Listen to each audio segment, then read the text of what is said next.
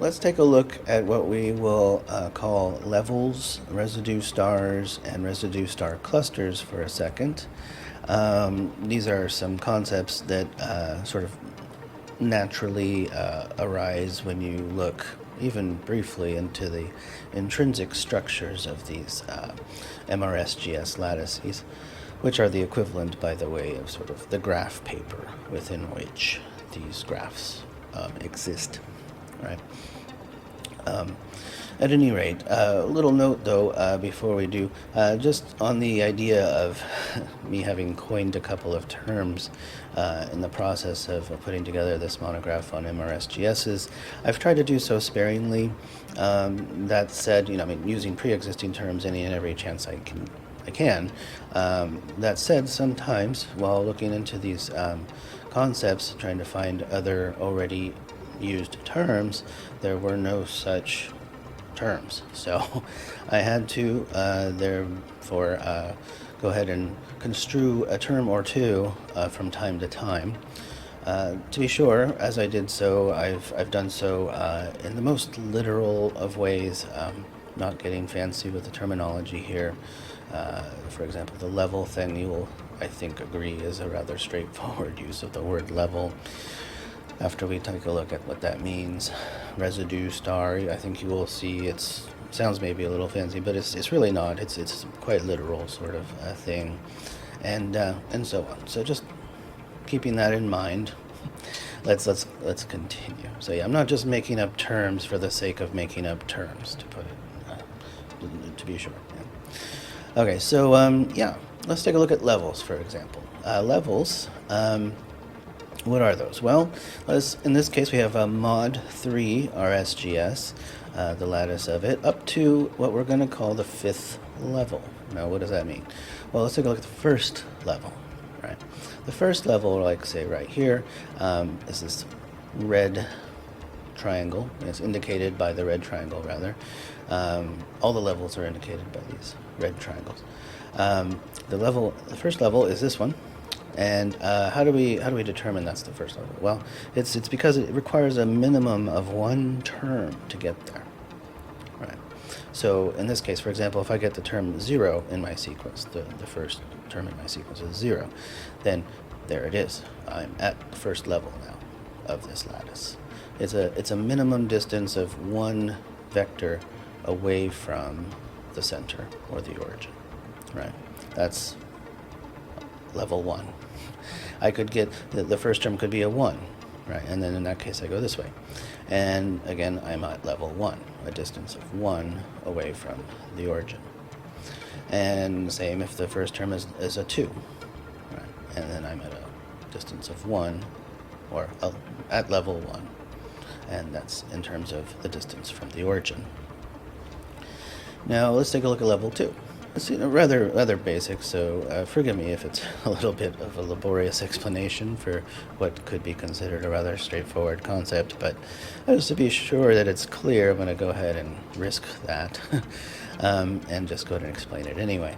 But so let's say, well, what's level 2 about? Why is that level 2? Well, because, pretty straightforwardly, 2 vectors or terms in your sequence are required to get to level 2, right? And minimum, right? And notice, anywhere along this second level here, we have that requirement. So, for example, one vector here, another one, let's say we go this way, now we're here, again, we're on level 2. 2 vectors were required, 2 terms were required in our sequence. Same going along this way, 1, 2, we have level 2, 1, and then 2, now we're at level 2 again. So 2 terms are required minimum. Now why do I keep emphasizing minimum? Right? Well, let's take a look back at level 1 here again for a second. I can actually get to, say, this point in the lattice, speaking loosely here, by going even further through this lattice and yet coming back to it. So for example, I might go this way, and then this way again, and then maybe I'll turn this way, and then the next term in my sequence might lead me back over here. And so as far as the point is concerned at the tip of this vector, we're back at level 1. Or if you wish, we could start with a sequence going this way, and go this way after that, and then come back to the origin. And then even as per vector, we're back at this level 1. All right. So there's more than one ways to get to the same place in your MRSGS lattices. So it's important to emphasize this idea of minimum required. Yeah, you could have 4 terms, but we're not going to call it level 4 because the minimum is 1, right? Whereas level 4, you need at least 4, and that's the only way you could possibly get there. So, for example, 1, 2, 3, 4 to get to level 4. Yeah, there could be more to get to level 4, but you need at least 1, 2, 3, 4 terms to get to level 4. To be sure, we've already seen that just because you have 4 terms doesn't mean you will be at level 4. Right. So this is very much just a measure of distance from the origin of a given lattice of these MRSGSs. So the same applies for any moduli of whatever MRSGS. So this is a mod 4 lattice up to, again, level 5. And we see level 1 here indicated with this first initial middle, whatever you want to call it, sort of a square shape in red, or diamond, I suppose. And now this one, the same, level 2, right? So it's a minimum distance of 2 terms to get here, and then level 3, level 4, and level 5. And so, feel free to trace through that to verify this is an easier, sort of more familiar, I should say, at least sort of looking lattice. Yes, might recognize it. Mod 5, can't say quite that. And this is where you can see where this idea of levels, I think you could see it. I think you can make an argument that this is where the idea of levels might in fact start becoming a little more even useful than if not before.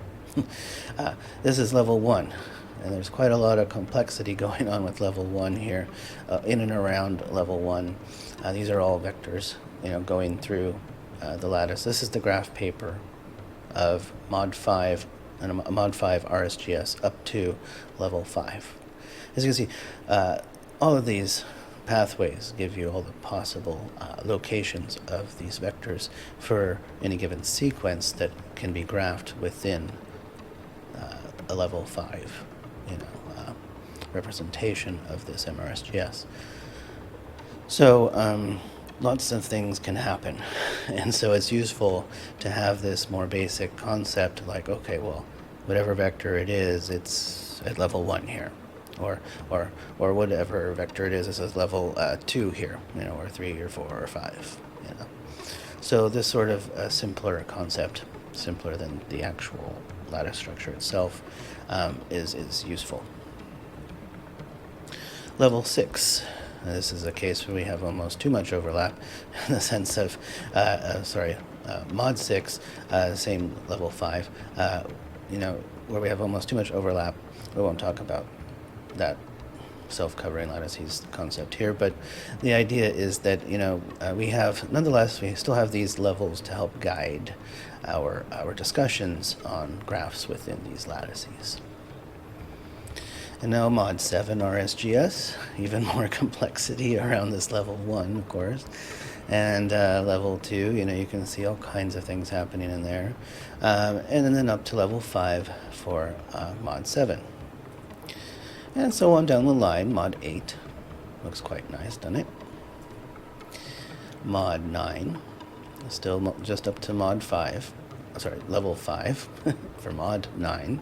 In this case, it almost looks like it's just purely painted solid black. That's how complex these graphs, can vary from one to the other, even within just 5 levels from the origin. Mod 10 is level 5, also pretty. That's a qualitative assessment, but I think so. And then mod 11 up to level 5. Again, it's just almost solid black here, as the colors were chosen anyway. At any rate, yeah, that's how much possible complexity we could see in our graphs. Mod 12, just level up to level 5. This is the graph paper. And we'll see a good reason to use what we will call in a bit here, in a different bit, radial rays. You know, in fact, let's mention that here right now. I'm going to go ahead, because, yeah, I'm also mention it when I go through the monograph. This right here is a radial ray, we call it. Well, we decided to call it. Because, again, I couldn't find quite anything to encapsulate that concept, and yet it turns out to be really useful if you don't want to, say, graph an entire lattice with all of the possible pathways, because you can see here it's almost a useless gesture, if not entirely useless, because it's just solid black. You cannot see any of the fine details of the graph paper, so-called, at this point. so it's actually useful to use these radial rays. That's rays that are coming straight out of the center, the origin, and just extending up to whichever level you wish. And then also using the levels as the other part of how you would put together perhaps more useful graph paper for MRSGSs. And then you would leave out all the different possible pathways, right? So that's radial ray. Very, very basic. It's a ray, it's radial in the sense coming from one point outward from a center, and yeah, so radial rays. And that's the levels, of course, again in red for mod 13. Mod 14, level 5. So you can just imagine just the blue radial rays and just the red level markers, and you could have a nice sort of graph paper of sorts. And yeah, so that's the levels idea. So let's take a look at another concept that rather quickly arises as you explore these MRSGS systems themselves. Yeah, one of those concepts would have to be residue stars. It's just sort of highlighted here in yellow. Now, to be sure, this object in the middle is the residue star. The yellow bit is highlighting where it is. Yeah. And why residue star? Well, because it's a star-like object, so pretty straightforward term. Not to be too technical here, but yeah, so let's just say it's like a star. And then that's the level of technicality we're going for here. And now, why residue? Well, because again, remember this is like, say, the residue 0, remainder 0, residue of 1, residue of 2. And this is a mod 3 RSGS. And this is a residue star within a mod 3 RSGS. So you have all the possible residues, and yeah, there you go, 0, 1, and 2 in this case. Mod 4 residue star would look like this, right? Again, highlighted in yellow here, just to show that this is the full object right here, where we have, in this case, 0, 1, 2, 3 for our possible residues. This would be a mod 5 residue star, 0, 1, 2, 3, 4, or at least non-negative residues. Mod 6, mod 7, 8, 9, okay, so now we're skipping 2. Okay, so residue stars back to mod 3. Here we have a residue star around the origin of a mod 3 RSGS. We won't specify whether it's absolute or relative because, yeah, we're not going to worry about that for now.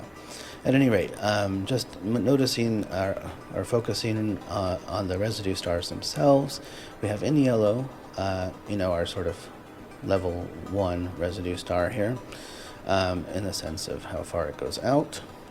And then we have over here a residue star where if we moved this way, we would be in this residue star. Yeah, because now we can go this way, or this way. Yeah. Or if our first term landed us over here, we would be in what is arbitrarily, to be sure, colored green residue star, where we could travel either this way, or this way. So that's our current residue star, if that were the case.